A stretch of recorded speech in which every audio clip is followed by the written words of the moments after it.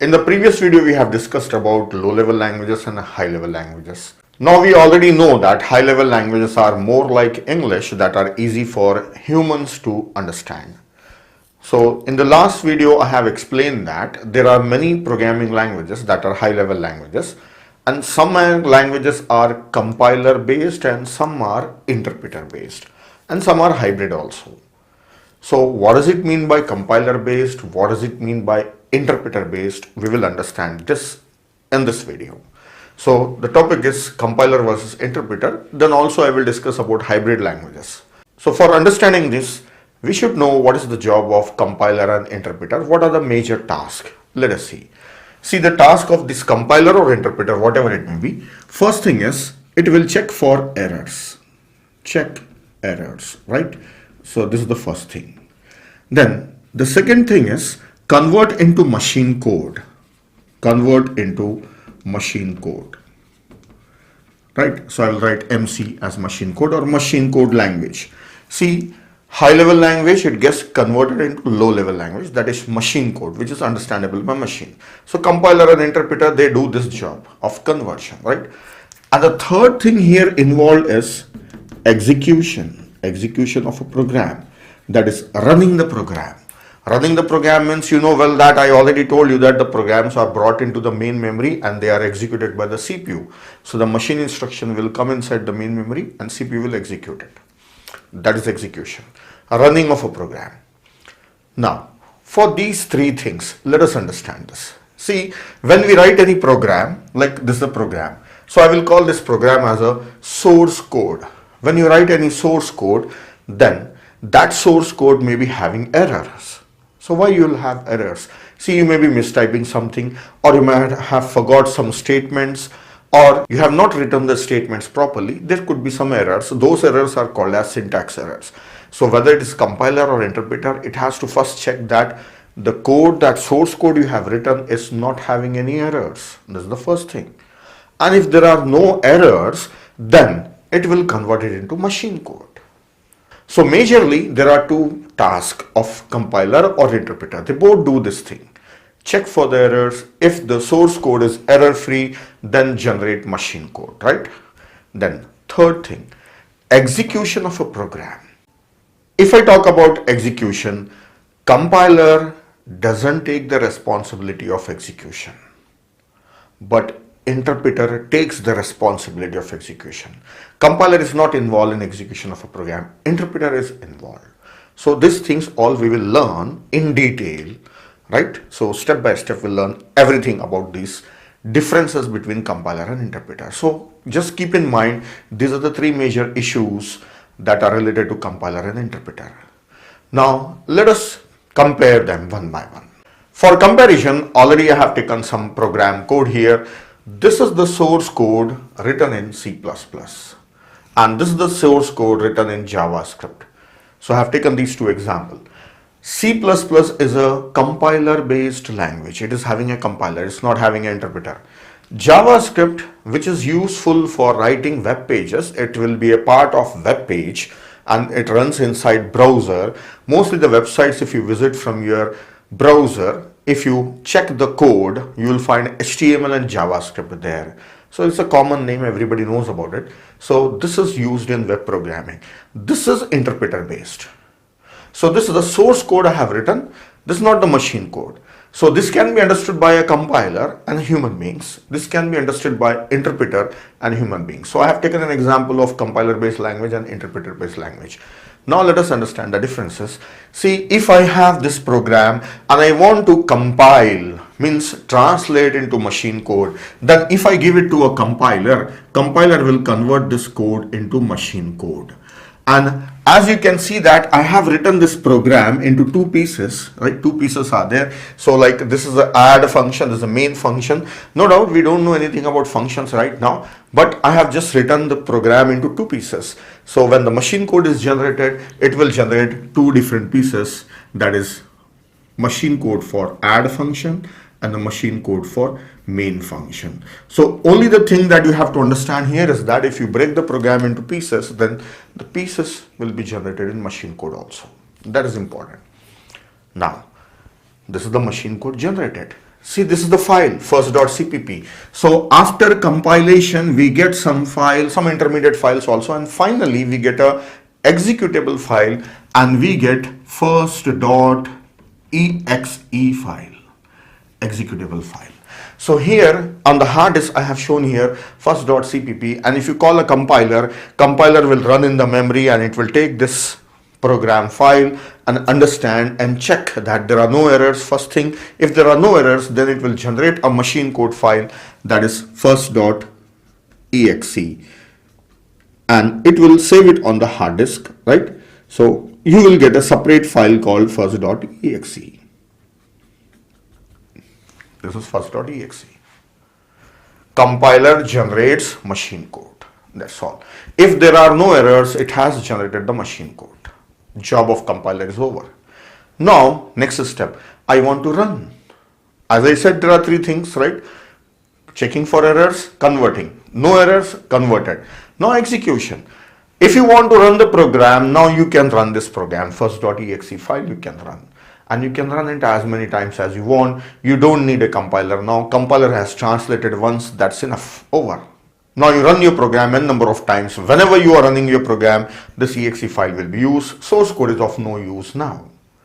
And if at all you are making any changes in this one, then you can recompile, you get a regenerated first.exe file, and that will be a new program or a fresh or updated program. So it means compilation or translation of source code to machine code is done only once. This is the first point. And compiler generates a separate executable file. This is the second point. Then the third point is whenever you want to run the program, you don't need a compiler. Translation is done only once, because that's the reason you don't need any compiler when running the program. And one more important thing of a compiler is that, see, there are few lines, 1, 2, 3, 4, 5, 6, 7, 8, some 10, 15 lines are there, let us say. In these lines, if there is any error at some place, suppose if I start from here, 1, 2, 3, 4, 5, 4 lines are perfect and the fifth line is having any error, your program will not get compiled. Your program will not get compiled if there is any error. Though it is in fifth line, first 4 lines are correct, right? But it has to generate a complete machine code. It cannot convert into machine code. So these are the points about compiler. Let me repeat quickly. Compiler will generate a machine code file, separate file, and translation of a program is done only once. Compiler will not be there when the program is running, right? Mostly students believe that compiler will be there at the time of execution. Compiler will not be there. And last point is that if there is any error in some line, then the program will not get compiled. Now, coming to interpreter. So for explaining about interpreter, I'll just remove this and I will change these files.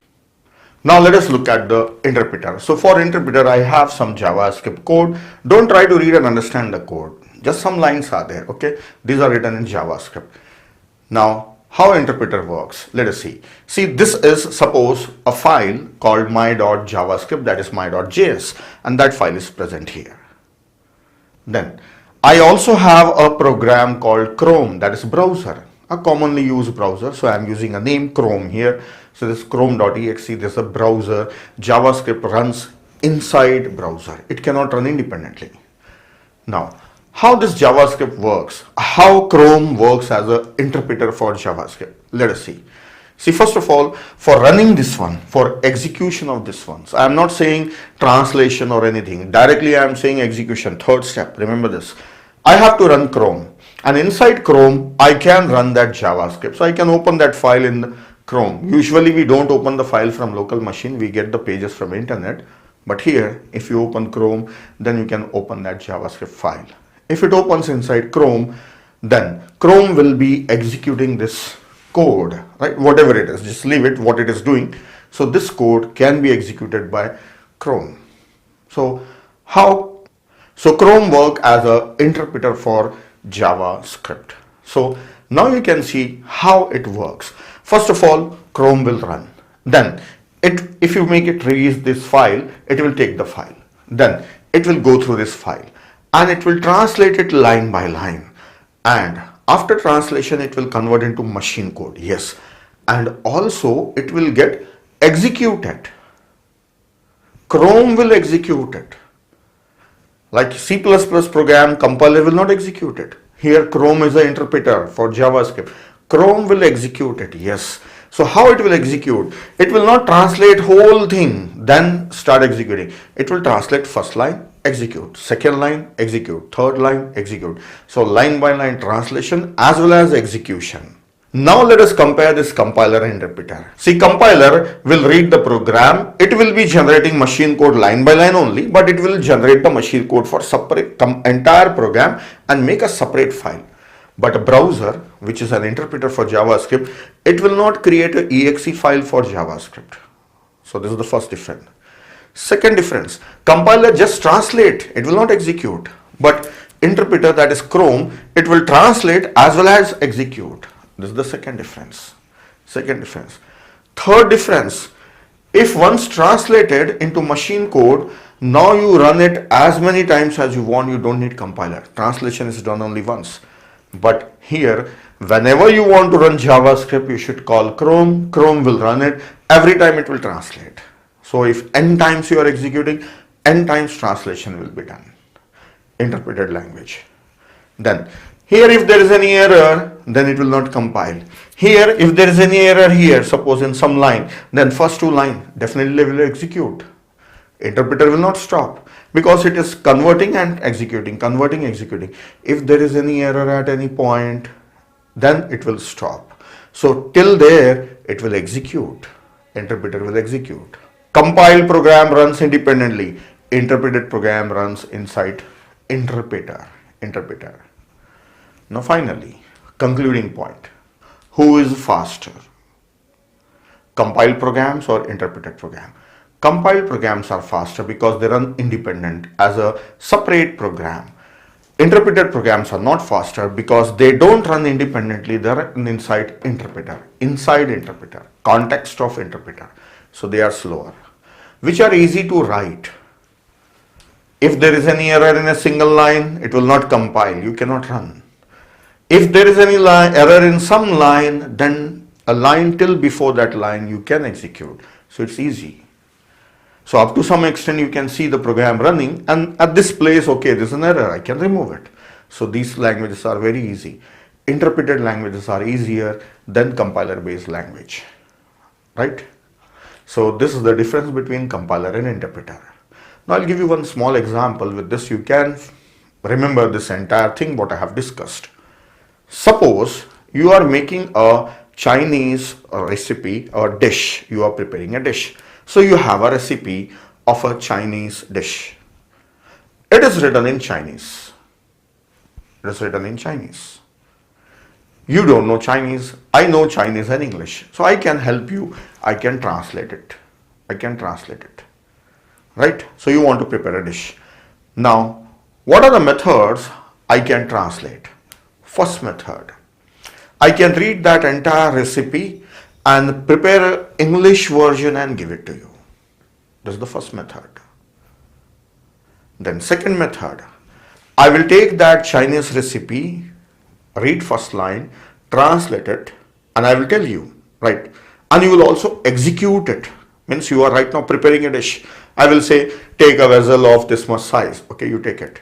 Then take this ingredients. You take it. Boil, take some water and boil. You will boil it. So I am reading in Chinese, translating in English, and I am also getting it executed. You are doing it. This is the second method. Now let us compare them.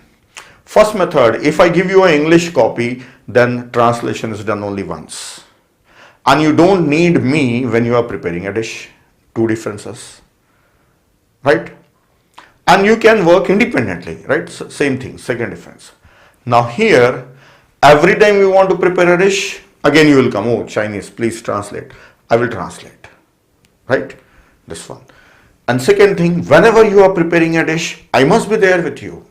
You are not independent. That's it. This is how you can remember the differences. So if I translate and give you a separate English version on a separate paper, now that Chinese version you can keep it in shelf. You don't need it. You have the English version and you don't need me on that same recipe once again. But here you need me every time because I am translating and I am getting it done by you, and that's all. Work is over. So same way, this Chrome will come inside the main memory and it will take JavaScript and translate and get it executed by CPU. So this Chrome is myself, and this is Chinese recipe, and this is yourself who are executing. You understand machine code, right? In case of compiler, you called me, I took first.cpp and converted into first.exe. Now you don't need me. Whenever you want, you can execute directly that exe code. So these are the differences. Now, finally, let us talk a little bit about hybrid languages. Hybrid languages like Java or all .NET languages like C#. Now these are hybrid. They have a partial compilation, that is first compiler will convert into bytecode, then later this is converted by JVM into machine code. So I'm not going to explain in detail, just briefly I'm telling you. They have two steps. Compiler is also there, interpreter is also there. JVM acts as an interpreter, right? This is an interpreter. Why two stages? Compiler will check what? Compiler will do what? It's not generating machine code. The compiler just check for the errors. If there are no errors, bytecode. Bytecode is error-free code. Then JVM will convert or translate into machine code. So two-step process. As I highlighted three things, right? Checking for the errors, translation, then machine code and execution, right? Third was execution. So compiler just check for the errors. Error-free, it's not machine code, it's bytecode. Then JVM will translate into machine code and also execute. So it's an interpreter. So interpreter for bytecode, not for source code. So these two steps are there for providing platform independency, or in .NET languages it is for language independency. These are the different topics. Anyway, just we got the idea that there are some compiler based languages, there are some interpreter based languages, and some are hybrid which have compiler as well as interpreter that take the benefit of both and try to provide some excellent features. So that's all about this topic. Let us continue with another topic in the next video.